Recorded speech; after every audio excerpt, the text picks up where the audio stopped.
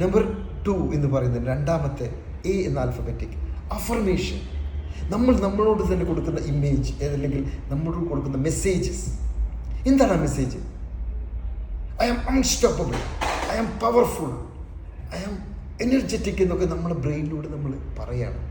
Brain അത് കേൾക്കുക, ഓട്ടോമാറ്റിക്കായിട്ട് നമുക്കത് എനർജി നമുക്ക് വരും. ഒന്ന് ട്രൈ ചെയ്ത് നോക്ക്. Affirmations very powerful. മൂന്നാമത്തെ വിഷ്വലൈസേഷൻ. വളരെ ഇമ്പോർട്ടൻ്റ് ആണ്. നമുക്കൊക്കെ ഒരു വിഷനറി ഉണ്ടാവും, വിഷൻ ബോർഡ് ഉണ്ടാവും.